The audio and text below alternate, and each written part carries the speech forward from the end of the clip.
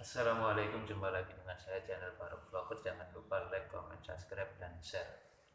Teman-teman semuanya, dalam keadaan saat ini, saat pandemi ini, saya berkisah atau berulas tentang pentingnya kita menjaga keseimbangan diri kita dalam kita melakoni hidup, dalam kita menjalani hidup. Perlu kita untuk menseimbangkan diri dalam artian karena saat ini adalah disebut dalam keadaan tidak stabil dalam sektor apapun itu, sektor ekonomi, sektor sosial, budaya, dan sebagainya, semuanya dalam keadaan tidak stabil atau keadaan labil. Artinya dari sinilah kita mungkin bisa belajar, baik itu dari orang lain atau dari diri kita sendiri, karena ketidakstabilan keadaan lingkungan itu pada akhirnya keadaan kita ikut larut dalam keadaan tersebut. Dan tidak sedikit kadang kita melihat orang atau bahkan diri kita sendiri pelakunya berkeluh kesah tentang keadaan saat ini. Nah, inilah perlunya saya berbagi tips tentang menjaga keseimbangan dalam diri kita. Nah, menjaga keseimbangan dalam diri kita ini adalah awalnya kita selalu berupaya menjaga mindset atau pola pikir kita. Pola pikir yang selalu di sini saya pendekatannya adalah dengan pendekatan religi, artinya pendekatan yang diajarkan oleh agama kita yang kita anut.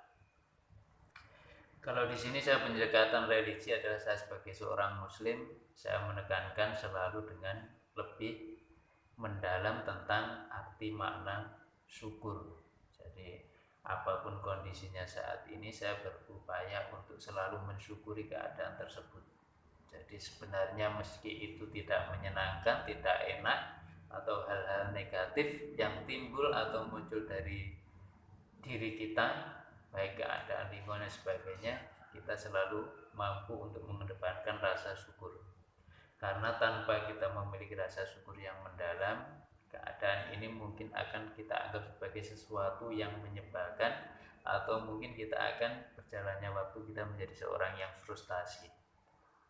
Dan frustasi ini bisa menjadi sebuah tahapan yang berbahaya di saat ini atau bahkan berkala di masa mendatang.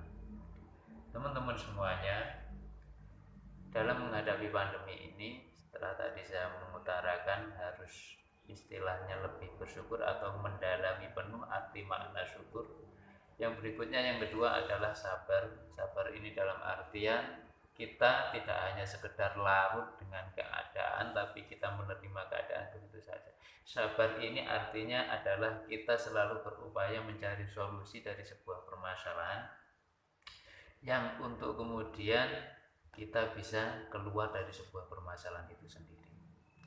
Nah, kembali pada makna sabar yang saya utarakan di sini adalah sabar dalam artian kita berupaya selalu mengupayakan apa yang menjadi problem kita hari ini kita selesaikan, kita cari solusi untuk kemudian kita bisa menjadi keluar dari sebuah belenggu dengan keadaan yang menang atau dengan keadaan yang lebih baik, tentunya dari problem-problem yang kita hadapi saat ini, terlebih di saat pandemi ini.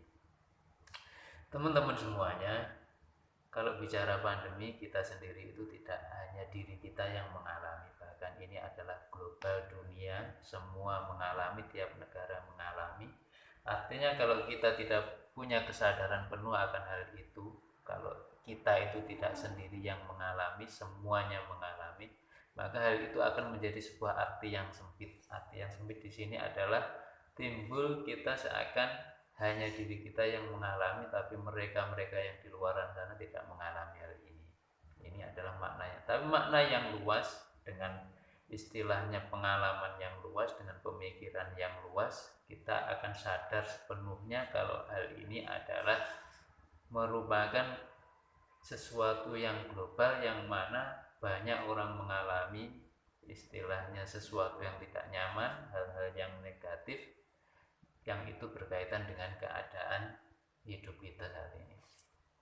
Dalam sektor apapun kita tidak merasakan sebuah kenyamanan, dalam bidang pekerjaan, dalam bidang pendidikan dan sebagainya. Semuanya ada istilahnya ada unsur yang tidak mengenakan. Nah, disitulah perlunya kita menerapkan rasa sabar pada diri kita. Teman-teman semuanya, dari dua sikap yang perlu kita tanamkan saat ini, saat pandemi ini, semoga saja kita bisa mengambil hikmah dan mengambil ilmu untuk kemudian kita terapkan dalam kehidupan kita sehari-hari. Dan dari saya akhiri. Wassalamualaikum warahmatullahi wabarakatuh.